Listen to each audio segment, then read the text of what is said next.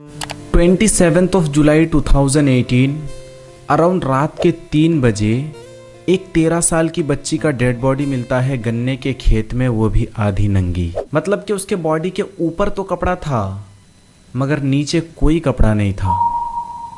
और उसके private parts को देखकर ऐसा मालूम हो रहा था कि जैसे मानो किसी ने उसके साथ बुरी तरह से बलात्कार किया हो और फिर उसकी हत्या कर दी हो।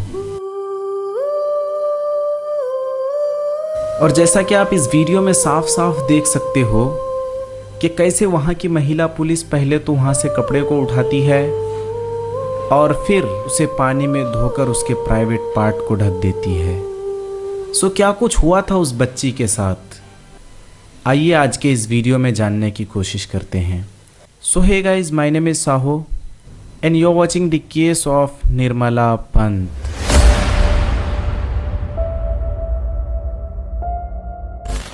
बेसिकली ये कहानी स्टार्ट होता है नेपाल के कंचनपुर डिस्ट्रिक्ट के एक छोटे से गांव से, जहां निर्मला नाम की एक 13 साल की बच्ची अपने मॉम डैड के साथ रहा करती थी। निर्मला के मॉम डैड बहुत ही नॉर्मल फैमिली से आते थे और निर्मला पास के ही एक स्कूल में 9th स्टैंडर्ड में पढ़ा करती थी। निर्मला एक बहुत ही अच्छी सिंपल साधारण स्टूडेंट थी जिसको कि पढ़ाई के साथ साथ डांसिंग का भी शौक था।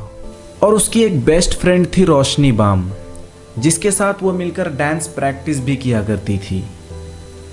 अब जुलाई का महीना आ चुका था और समर वेकेशन चल रहे थे और गर्मियों की छुट्टी की वजह से दोनों अपने घर में बोर हो रहा था।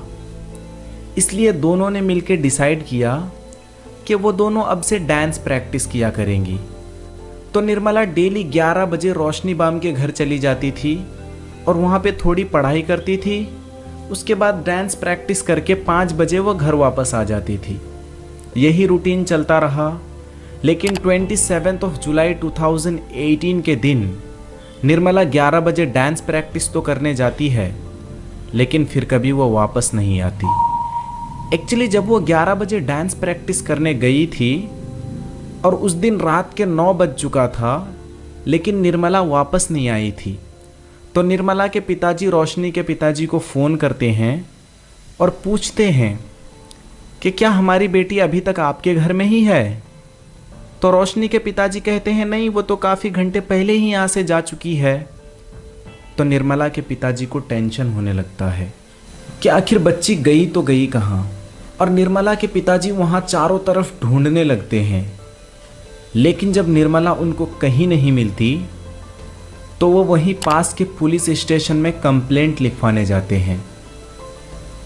और पुलिस स्टेशन में on duty inspector Jagdish Prasad drunk थे और निर्मला के पिताजी जस्ट मिसिंग कंप्लेंट लिखवाना चाहते थे, मगर on duty police officer Jagdish Prasad ने कहा कि ये सब फालतू केस है, ये सब कंप्लेंट मत लिखवाओ। लेकिन निर्मला के पिताजी जब लिखवाने के लिए जिद करने लगे तो उनको वहां से ड्रंक पुलिसमैन ने धक्के मारकर बाहर निकाल दिया। अब निर्मला के पिताजी निराश होकर बिना किसी सहायता के वो अपने घर आ जाते हैं। अब जब उनको पुलिस से कोई हेल्प नहीं मिला तो उन्होंने अपने गांव के आस पड़ोस के लोगों से हेल्प मांगा और गांव के सारे लोग मिलकर निर्मला को ढूंढना शुरू कर देते हैं। लेकिन पूरी रात ढूंढने के बाद भी निर्मला कहीं नहीं मिलती। फिर अराउंड रात के 3 बजे निर्मला की डेड बॉडी एक गन्ने के खेत में मिलती है, वो भी आधी नंगी। मतलब कि उसके अपर बॉडी क्लोथ तो था लेकिन नीचे कोई कपड़ा नहीं था। और निर्मला की डेड बॉडी को देखकर ऐसा मालूम हो रहा था कि जैसे किसी ने उसके साथ बुरी तरह से बलात्कार किया हो और फिर उसकी हत्या कर दी हो। निर्मला के पिताजी ये देखकर टूट जाते हैं और वो ज़ोर ज़ोर से रोने लगते हैं। लेकिन तभी क्राइम स्पॉट पे पुलिस को बुलाया जाता है और पुलिस आने के बाद इन्वेस्टिगेशन शुरू करती है और पुलिस उसका वीडियो भी बनाती है। और इस वीडियो में आप साफ साफ देख सकते हो कि कैसे एक महिला पुलिस पहले तो वहाँ से निर्मला की पैंट को उठाती है और फिर उसको पानी में धोकर निर्मला की प्राइवेट पार्ट को ढक देती है। पुलिस वहाँ के आसपास की जगहों की भी इन्वेस्टिगेशन करती है, आसपास के जगहों की भी छानबीन करती है, लेकिन वहाँ पे कुछ ऐसा ठोस सबूत नहीं मिलता।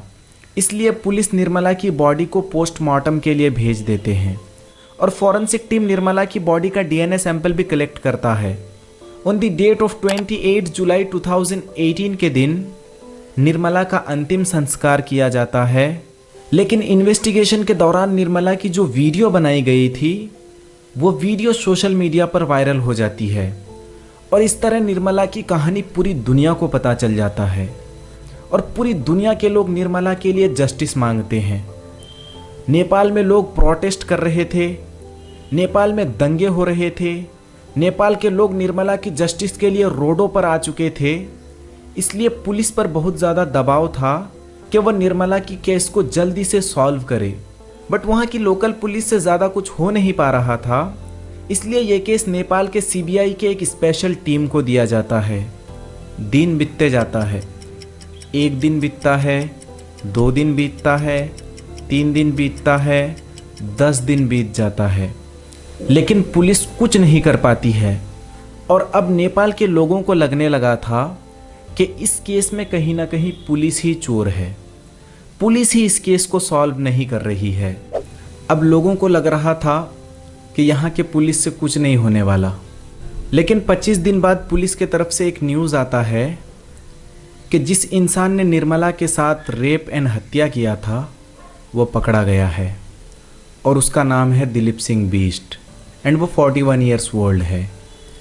अब लोगों को ये न्यूज़ सुनकर तो खुश होना चाहिए था, लेकिन बजाय खुश होने के लोग और भी भड़क चुके थे, क्योंकि दिलीप सिंह बीस्ट की गलती ये थी कि वह निर्मला का पड़ोसी था और उन्होंने कुछ सालों पहले अपने साले की हत्या की थी कुछ पर्सनल रीज़न की वजह से।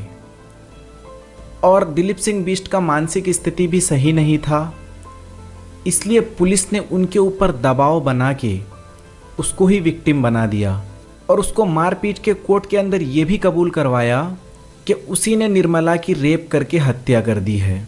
जब लोगों को ये बातें मालूम पड़ी तो लोग दिलीप सिंह बीस्ट के लिए प्रोटेस्ट करने लगे। लोग डिमांड करने लगे कि दिलीप सिंह बीस्ट का और निर्मला का डीएनए सैंपल मैच किया जाए। जब लोगों के डिमांड पे दिलीप सिंह बीस्ट और निर्मला का डीएनए सैंपल मैच किया गया तो इन दोनों का डीएनए सैंपल बिल्कुल भी मैच नहीं हुआ और इस तरह दिलीप सिंह बीस्ट बेकसूर निकला और उनको रिहा कर दिया गया।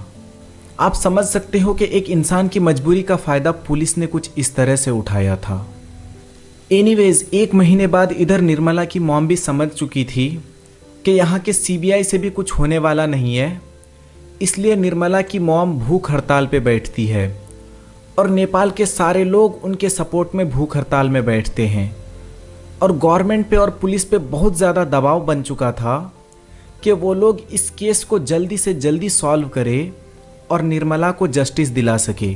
इसलिए वहाँ की गवर्नमेंट ने एक और नई हायर टीम बनाई और जिसको प्रॉपर गाइड किया गया कि इस केस को वो लोग एक अलग नज़रिए से देखें और इसको सॉल्व करें। इस टीम के आते ही 132 प्राइम सस्पेक्ट के डीएनए सैंपल को कलेक्ट किया जाता है, लेकिन इससे भी कुछ फ़ायदा नहीं होता, क्योंकि डॉक्टर जीवन रजत कहते हैं कि निर्मला का जो डीएनए सैंपल कलेक्ट किया गया था वो एक्चुअली सही से कलेक्ट ही नहीं किया गया था। इसलिए निर्मला का डीएनए सैंपल किसी और से मैच करना ये इम्पॉसिबल हो चुका था और अब पुलिस के पास कुछ भी एविडेंस नहीं बचता कि निर्मला को जस्टिस दिला सके। अब लोगों का गुस्सा और भी भड़क चुका था, लोग भूख हड़ताल में और भी गुस्से में आ चुके थे, नेपाल में दंगे और भी ज़्यादा बढ़ चुका था। इसके बाद वहाँ की होम मिनिस्ट्री ने एक मीटिंग बिठाई और इसमें जो स्पेशल फोर्स निर्मला के इन्वेस्टिगेशन करे थे उन लोगों से सारा एविडेंस मांगा गया और एक लंबी डिस्कशन के दौरान ये बाहर आता है कि वहाँ की लोकल पुलिस बिना किसी फॉरेंसिक टीम के क्राइम स्पॉट पर पहुँच जाती है और वहाँ के एविडेंस के साथ बहुत ज़्यादा छेड़छाड़ करती है। जैसे कि निर्मला की जो कपड़े थे उसको वहाँ के कीचड़ के पानी में धोने की वजह से वहाँ से बहुत सारे प्रूफ मिट जाते हैं, जैसा कि सेमन सिंपल्स। और पुलिस की लापरवाही और गैर जिम्मेदारी की वजह से निर्मला को जस्टिस दिलाने के लिए अब कोई ऐसा प्रूफ नहीं बचता जिससे कि निर्मला को इंसाफ मिले। इसलिए निर्मला की हत्या तो हुई थी 27 जुलाई 2018 को, लेकिन आज तक निर्मला को इंसाफ नहीं मिला है और निर्मला की केस ऐसे ही क्लोज कर दी गई है, मतलब कि ख़त्म कर दी गई है। सो गाइज़, आज के वीडियो में इतना ही। अगर वीडियो आपको पसंद आया हो तो लाइक ज़रूर कर देना, और ये मेरा फर्स्ट वीडियो है, सो अगर कुछ मिस्टेक हुआ हो तो मुझे माफ़ करना। एंड चैनल को अगर सब्सक्राइब नहीं किए हो तो सब्सक्राइब भी कर लेना। ऑफ कोर्स नहीं किए होंगे क्योंकि ये मेरा नया चैनल है एंड इसमें आप पहली बार ही आए होंगे। सो प्लीज़ मेरे चैनल को सब्सक्राइब कर लेना।